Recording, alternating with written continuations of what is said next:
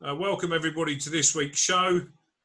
Tonight we're very lucky to have Robert Croft as my guest. Robert played for Glamorgan and England as a county and test cricketer, and when I was growing up was always one of my heroes. Yeah, well from a cricket perspective, from bowling perspective, for instance, we always used to look at technique gives you line. Yeah. Bowling that ball. So your technique will tell you what line you're going to bowl. But rhythm and feel give you length. And repeating and repeating and repeating quite often gives you that rhythm and timing. I hear you talk a lot about, I've heard you post some stuff out, shot okay today, but timing isn't quite there. And it's quite important, isn't it? Yeah, 100%. But I feel as though you can get your timing and not be winning. Yeah. I feel at the moment I'm 5 shoots back into shooting now, 5-6 shoots back into shooting. I shot today, went down to Richard Poles at Owls Lodge, brilliant shoot in the fit test. I misread 3 targets, and I think I missed them 7 or 8 times, the 3 targets. Now, I'm just slightly off in the fact that I haven't shot at all, hardly, haven't done as much as I would normally have done. We'd normally be right in the middle of the season, and I'd look at those targets and wouldn't even give them a second thought. But I haven't shot right the way through. Anything that's slightly, gives you a slight edgy feeling, all that looks, a fair, difficult target. I'm not 100% confident to it. And then in the fit-ask environment that we shot, I'd miss it single and double on stand 1 and single on stand 2, shooting it 2 different stands. And that one target's cost me 3 birds. And that happened 3 times. So although I'm not necessarily banging in monster scores at the moment, I really feel as though my timing is not far away. And I feel as though that a little bit of extra experience when you come into a major event, not that I think we're going to get any major events this year, is just, and you would have it as well. You could go out and play for your local, village cricket side, and you'd get the pie thrower from hell comes on, lobs you one up, your eyes light up, technique goes out the window, clean bowled. We've all been there, we've all done it. And the same with me is I go to a regular event, a registered event or an open sporting or whatever, and I'm just trying to work on my timing, because I know then that if my timing's sound, once I get to that World or European Championship or World Cup, I know that I can feed off the back of that with the extra pressure and the extra focus you have to put into it. And that should hopefully then see me through. I think as well, you're spot on there. I think what I found as well with cricket was making sure that I surrounded myself with good people. Yeah. You know what I mean? And we'd come back a little bit of bouncing around here, I know, but we're looking at confidence, good people who are honest with you, but also know you, understand you, are very, very important to, knowing when to give you a pat on the back or a kick up a backside is very important to keep you where you need to be, really. And I must say that in the years that I've only small amount of time, everybody in the shooting world has been very, very kind to me. Everybody's been very gracious and chat about shooting, and quite a lot of people are very willing to offer up advice, along the way. And just that you mentioned earlier about going out to Ireland, it was a great time. Going over to when we went with the Welsh team, and I know it has been great playing in front of massive crowds here, there, and everywhere with cricket or whatever. But believe you me, I had as good a time in Ireland with the Welsh team and all the teams actually, because it was nice for me to be back involved in a team environment. Yeah. And just having a few pints of Guinness before, during, and after was amazing. Yeah, the one thing I would say about where our sport differs to yours is that you're very full-on coached and managed the whole time. you don't have, unless you're Joe Root or Stokesy or somebody like that, you don't have, and I'm sure they don't have the ultimate say, but they would have a fair go at the ultimate say. So once you become a team member, you are a member of a team, and you're told when you're coached, when you're practicing, when you're managed, who's playing, whatever. With shooting, you're still in a very competitive environment. You've got to work it out for yourself. Yeah. And when you're doing all of that for yourself, you know, you're trying to arrange flights, you're trying to arrange hotels, you're trying to arrange car hire, you're making sure you get to the layout on time, you've got to meet that bus to go to that layout to get there. Yeah. It's a big ask doing it yourself without a team environment. Yeah. And, you know, that in itself brings a few mental concentration issues, because effectively with your game, yes, you need to be playing, and obviously results keep your performance in the side. But with our game, you go out and you're competing on your own. You've got to do it for yourself, and everything becomes you. Do you know what I mean? It's not a team environment. You can get out of the water playing cricket. You can make a duck. The next guy can make a duck, and the person behind him makes 100. In a team environment, you're back in the game. Now you can come on and bowl. Yeah. And make a difference again. Whereas you go clay shooting, you miss the bus to the layout. You turn up at the layout 5 minutes late, line through it. Yeah. You know, you might be in a team.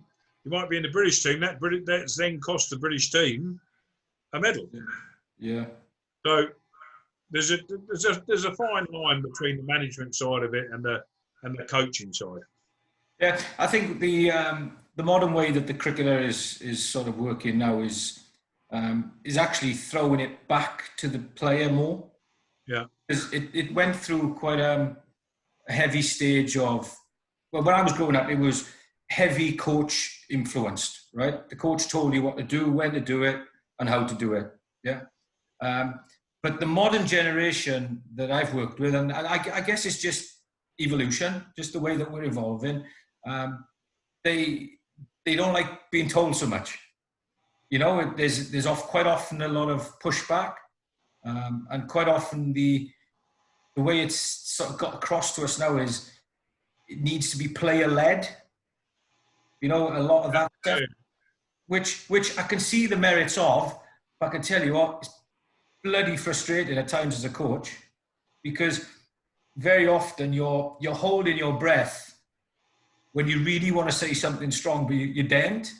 Because how often do you hear in sport now, the manager's lost the dressing room? And quite often that comes on the back of, he's actually just spoken firmly and hard to the team. Yeah, they don't like it. And they don't like it. So I guess there is a happy medium somewhere, but because you do want independent thinking cricketers, or shooters. You don't want somebody, I could imagine, in a cage who's been so reliant on their coach that when they stand there and they miss a clay and they're looking for that coach around the shoulder so much, you know, it's as if their backside just drops out completely. So you've got to coach a player to want you as a coach, but not need you. Yeah. And two prime examples of that are, have you watched The Test on Netflix? No. Not Netflix, Amazon Prime. No. Other things available, I'm sure. And then I Am Bolt on Sky. Have you seen that? I don't get tired. You need to watch both of them, because the respect that, one, the Australian team pay to their coach. Yeah. And that was in a serious time of adversity. And the respect that Usain Bolt pays to his coach. Yep. You think that his coach is training a 100-metre runner and he looks a bit like me. You've got to have the utmost respect for the person that is coaching you. Yeah. And you know, it harps back a little bit to what I was saying earlier on about you've got to be honest with yourself. Because if they tell you in a team meeting that you've done this and you've done that, and the reasons are, and all the reasons stack up, if you're not believing it and you're just shouting them down, it's because you're not being honest with yourself and you think you're better than you are. Yeah, I think that's the point that's I was going to just mention as well, is it's a big part of learning and a big part of growing as a performer, being self-aware, knowing your, and this is another, I'm bouncing in, sorry about this, but it's like, I can remember, and I'm sure you can remember, asking somebody to tell you what they're not good at. And I bet you they can relate reams and reams and reams of what they're not good at. Ask them to tell you what they're good at. Because I can remember doing that the first year I was head coach in Glamorgan. We were out in La Manga, and I just asked the players to write down what they were good at, each individual, what they were good at. I promise you, I'd like stares at me as if I'd asked a question that it was like trying to split the atom. Because it's the way that we're brought up to be really knowledgeable about what we're not good at.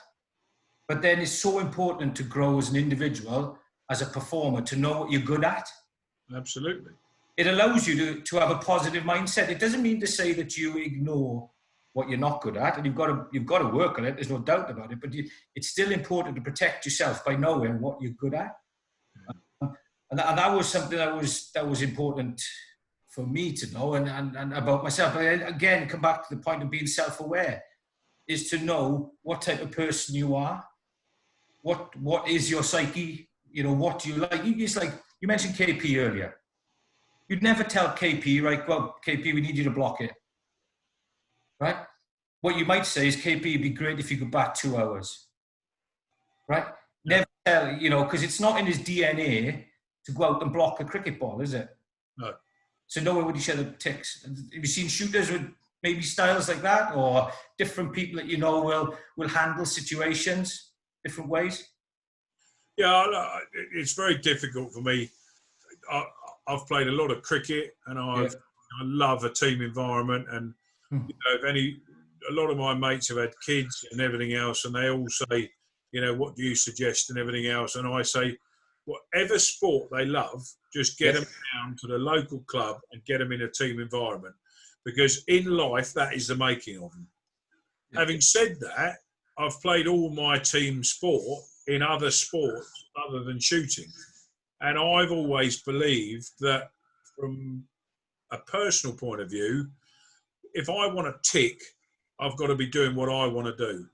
Now, if that involves staying out with my South African mates until 1 o'clock in the morning in an Italian restaurant in Muizenberg, Cape Town, eating the best quality Italian food you'd ever eat anywhere on the planet, and not getting up until 11 o'clock in the morning, that's what I want to do. Vice versa, if I want to go to bed at 7 o'clock in the evening because I'm on early, and I get up at 5 to make sure I'm on the layout in time and I'm fully prepared, as you were talking about earlier, then I can do that. I don't want to be part of a team where the team manager is turning around and saying, make sure you're in reception for 8 o'clock. We're going to have a team meeting, and then we're going to go out and we're going to have dinner and talk through the dinner and talk through any layouts. And I don't want to talk about shooting when I'm not at the ground. That's part of the switching off. And I want to be my own person. If I want to stay out late and get up late, that's me. And same as going to bed early and getting up early. That's me as well. So the team environment I never really took to, because I wanted to be my own person and achieve what I achieve in a personal format to the best of my ability. It's weird because I think your personality is well suited for team environment. You know what I mean? Because I love playing in the team. Yeah, and that's it. Because there's nothing worse than seeing a team of 11 robots, or people that won't think, or 11 people who want to go to bed. Because look, when I first started, right, the drinks list after a day's play was 5 lagers, 5 bitters, brandy and American for Viv Richards, because that's what he used to like. And then the scorer used to have a whiskey, okay? coming to middle towards the end of my career, it was 4 protein shakes, as you can imagine, 3 glasses of milk, you know, and then the old timer, a couple of the old timers still in it, we'll have a couple of lagers. Okay? Yeah. It was how things changed. So I think it's really important to have different characters, because I can remember times in dressing rooms where if the team was a little bit flat, if the team was a little bit stale, if the team was taking it a bit easy, you'd let one of the extroverts in the team just go for it. Go on then, let them have it. You know, because it was a way of flipping it back, yeah, and getting some spunk back in the team, and unwinding. Yeah, absolutely. I've shot for the last 2 or 3 years. I've shot in the Great Britain team, and which was coming up to me leaving the open category and turning a veteran. So I thought I would have the last 2 or 3 years in that environment, because I felt that, you know, the sport's given me a huge amount. I've worked hard in the sport, but it's given me a huge amount. I've been able to, you know, I was just a fat butcher's kid from Hastings, and I finished up travelling the world to every continent competing. So I felt that I owed the last 2 or 3 years of my career to shoot for Great Britain, which I duly went out and managed to get in the team and did. And I had a fantastic time. Really enjoyed shooting with the guys. You know, the teams were absolutely fantastic. We all pulled together. And I think probably I enjoyed it so much is because it wasn't actually a managed team. We were a team, but we still were able to do what we wanted to do. We had just certain things we needed to do, which we did, and the rest of it were up to you. So it was almost the best of both worlds. And I thought to myself that when I first started, if the team environment had been like that, then I would probably have done more of it. But you know, hindsight's an exact science, isn't it? Yeah, and again, the other big advantage of having, you know, sort of legends within teams. I can remember back when Viv Richards joined us. All right, storytelling is a big part of learning.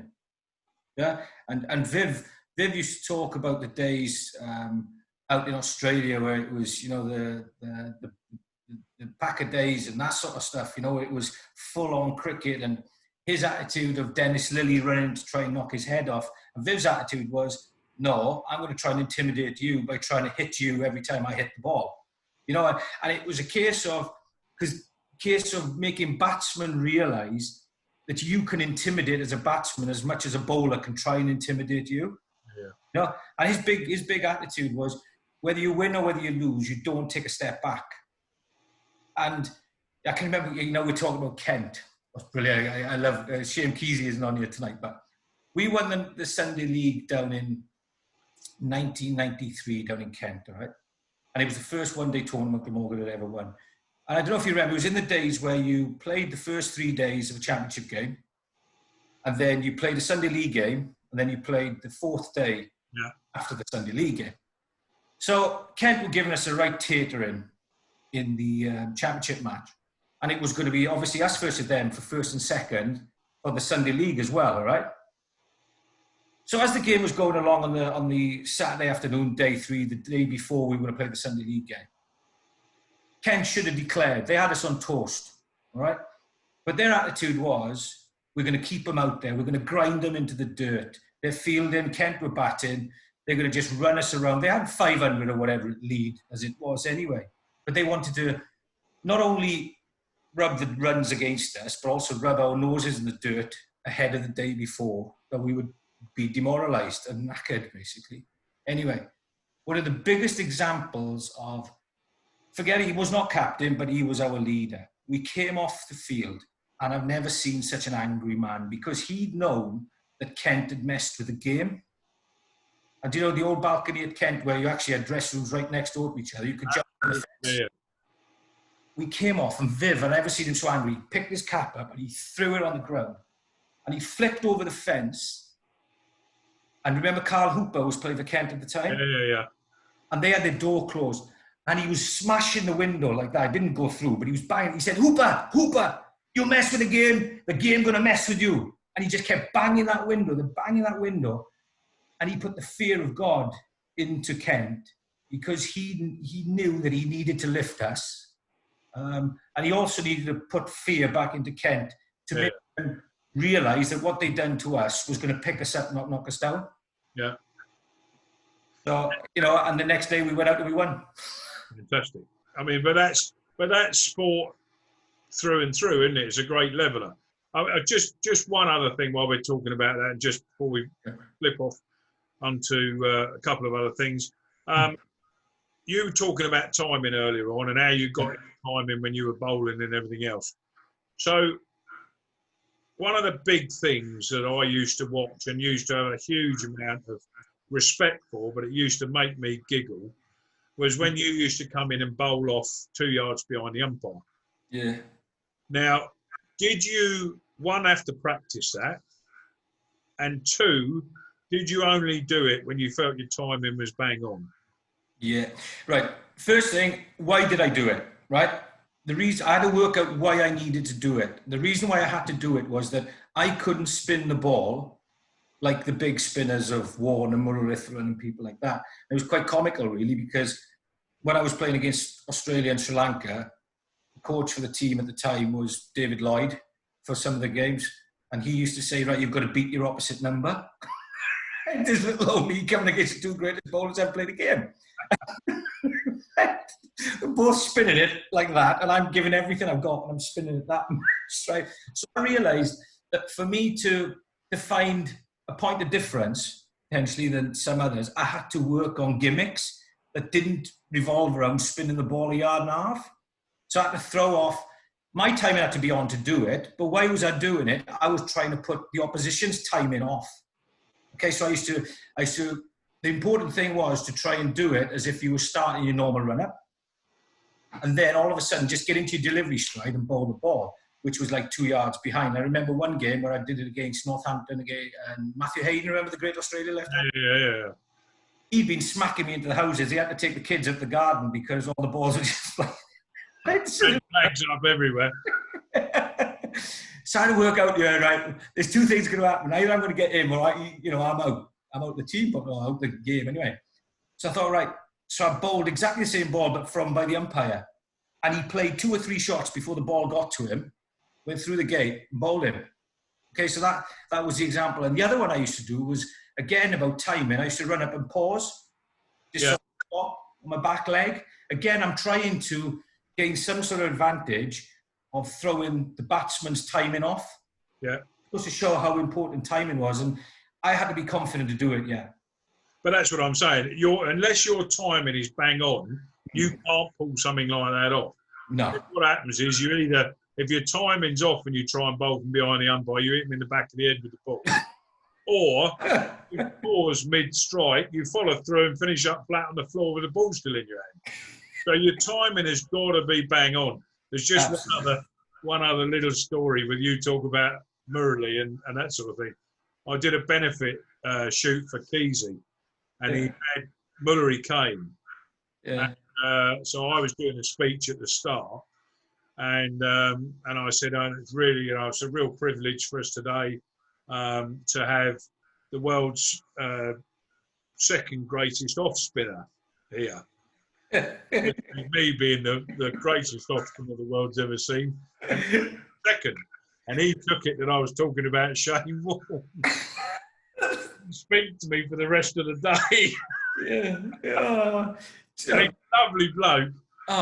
He's a genius. It's sometimes why the geniuses, not all geniuses, can put across what they do well, because it's sort of, I don't know what it is, but there's a way of where some people can't be bothered or some people can't work out why they do what they do so well. I don't know. But I remember once I took a young spinner with Glamorgan, a guy by the name of Dean Koska, to speak to Murley, who's a legend, say like, again, storytelling, trying to pick up, like you would say, next time you shoot that target, don't shoot it there, shoot in a different place and set your feet up, and, just glean in as much information as possible. And I thought, right then, come on in, Dean, let's go and have a chat with Murley. He's great he'll tell you what to do. So I asked him, so Murley, what advice have you got for Dean as a young spinner? He said, I won't put his accent on because I won't do him right justice.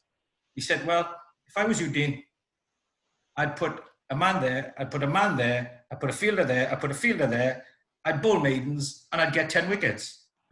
I said, okay, thanks for that. Well, and he was a genius, but he didn't know how to... Didn't know how to articulate it. Didn't know, basically, how to dissect his own game. Yeah. Did what he did, but he didn't know how to dissect it. Yeah. Funny. Anyway, enough of that. So you're shooting now. So if we weren't in lockdown, and you weren't in Wales in the winter, what would your routine be? How often do you try and shoot clays through the summer? Yeah, well, I'm out. This Sunday is the first time for 4 months. I'm going to Westfield. I'm shooting up there, so I'm looking forward to that. Yeah. Because it's the first time we've been allowed. It's the first Sunday that's coincided with being able to move further than 5 miles from your house. So I'm looking forward to getting beaten up there. But normally I'd shoot every Sunday. That's the way I'd look towards it. I don't get time to practice, opportunity to practice. We don't get so many shooting grounds around here, you know. I mean, I'm sure everybody realises the challenges the shooting grounds are getting as well, you know, with whatever. No question. And that's one of the massive things that has always amazed me, how Martin Myers has achieved what he's achieved, you know, coming from your area.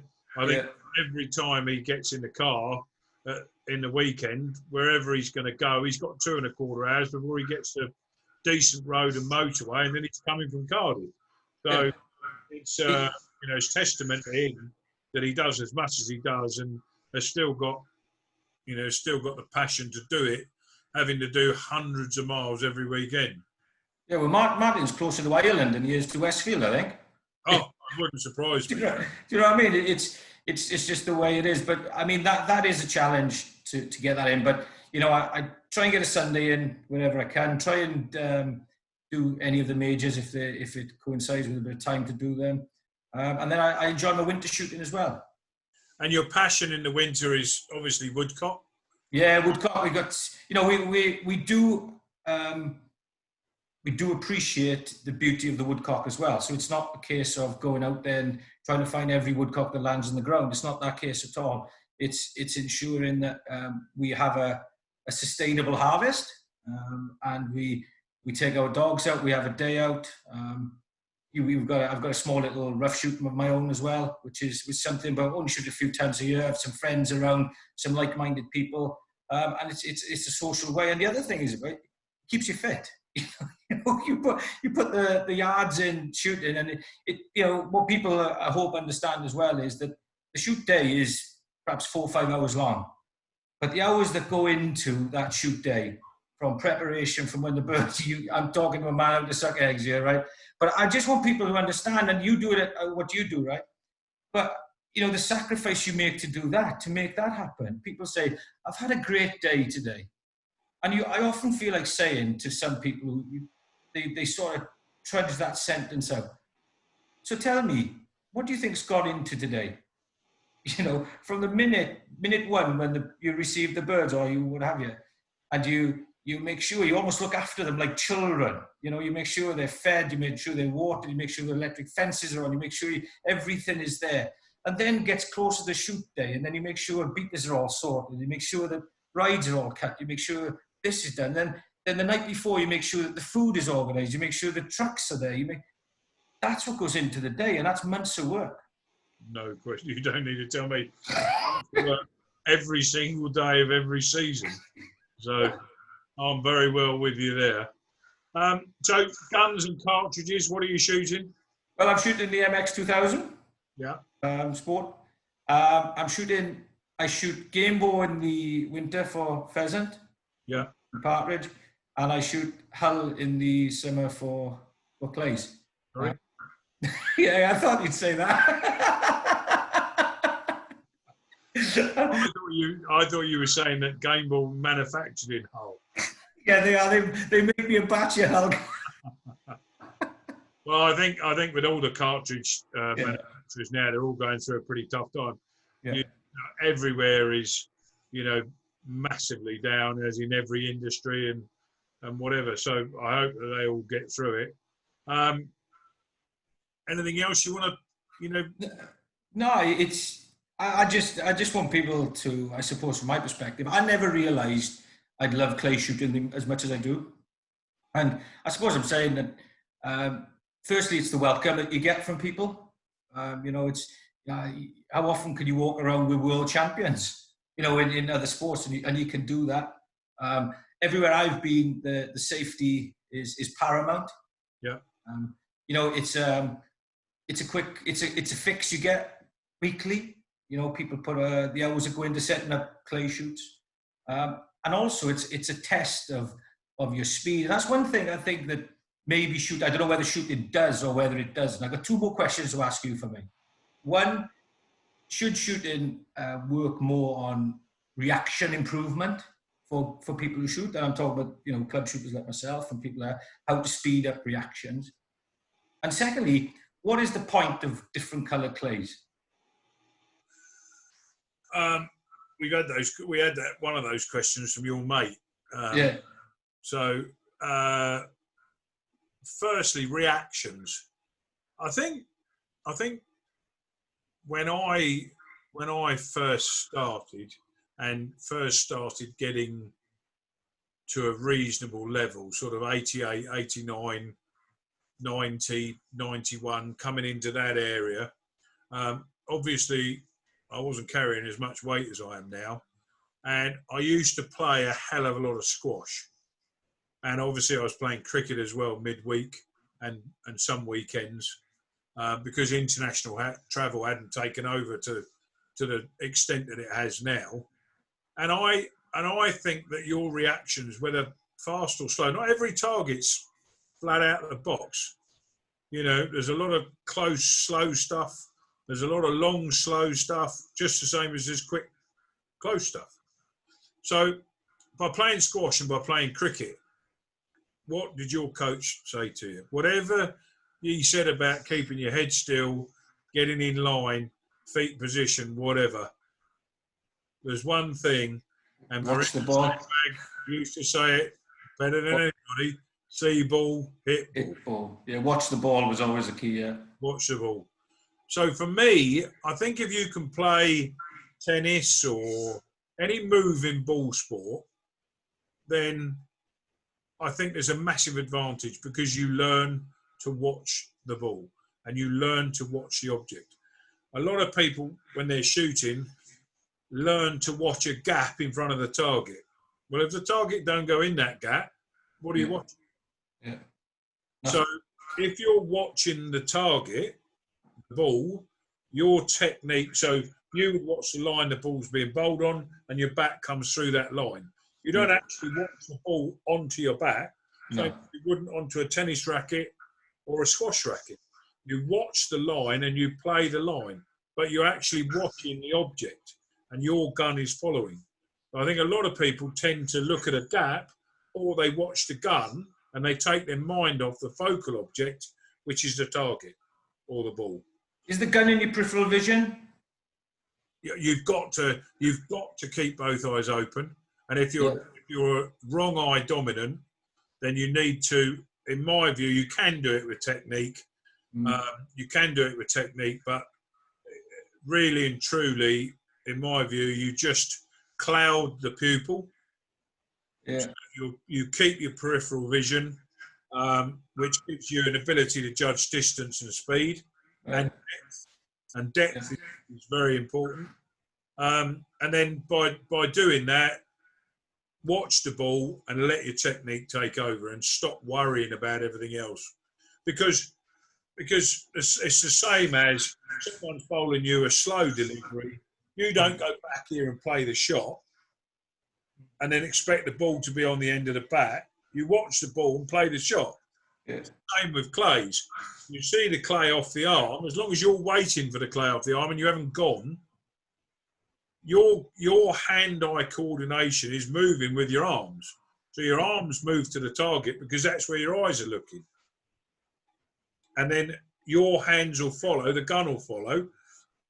You're never going to miss it by a huge amount. That's why the best pheasant shooters very rarely miss a pheasant by very much, because in a crystal clear sky, with a pheasant in the air, what's the only thing they can look at? The bird. Yeah. So, you know, if you've got trees in the way and you've got low targets falling through trees or you know, different angles, then that might be slightly different. But if you're watching the object, that is, so in other words, a ball or shuttlecock or something moving, then that is very, very good for your mental side of going forward in the shooting environment. And the second point with regards to colours of targets, colours of targets, and this is coming from, you know, someone that's seen a whole array throughout my life, colours of targets are all designed predominantly for background. And it's so that you can see the target to the best of your ability in whatever background it's shown against. So it allows a course designer to throw a target into a dark background. If it was a black clay, you'd never see it. But if it's an orange target or a white target, sometimes the sun is on top and it's shimmery. So an orange target glistens, but a white target you can see. So you have plenty of differing colours of targets for the background of where you're shooting. There is one exception to that though, because in America, they throw a orange rimmed target. So the dome of the clay is orange and the rim of the target is black. Right. So the trouble is, because you're used to seeing one colour, your eyes go to that object and they're only seeing the orange dome, which looks like a midi. Right on. Because it's the middle part of the clay. You don't tend to focus on the black rim. So it looks like a midi, and they're always a lot quicker than you think because they're actually a normal. Yeah. So that's the one time where a colour of a target has actually gone to being the colour of the target. His question was, do they put different colours on to try and catch you out as a shooter? That in that occasion, the answer is yes. In a normal circumstance, it's for, you know, ease of vision. Right. So, well, look, Okay. I've taken up enough of your time this evening. I'd love to get you back on here again. Just before you go, I want your best cricket story, just for everybody. Well, there's a lot of them, but I mean, we can't go into too many, but there were just a couple of bite-sized ones. I can remember out in New Zealand, Darren Goff, another great mate of mine, we were out fishing and we caught this mako shark. Okay, it's not particularly pre-sea, but we took this mako shark back and we stuck it in Mike Atherton's room. The thing was, he'd already dropped me from the team, so I thought, well, I can't get any worse. There was when I made my debut in '96 against Pakistan at the Oval.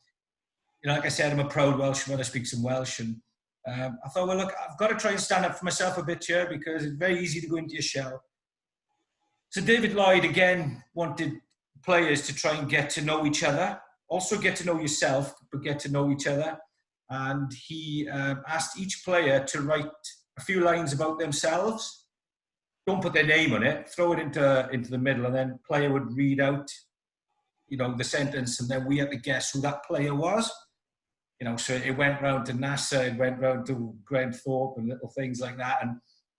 And then it came to one that came out, and I'd written mine in Welsh. Just to, you know, and it was a real good icebreaker. I can't go into all the great stories right now, mate. So. No, I'm sure. Well, look, you know, it's been an absolute pleasure having you on. I hope you've enjoyed it. I'd love to have you back again at some stage and we'll reminisce a little bit more and get a little bit more into the technical side of it. I wish you all the success with your clay shooting career, and hopefully we'll catch up with you on the circuit in the very near future. I look forward to it, mate. Thanks for having me. My pleasure. Good to see you. Okay. Cheers, pal. See you.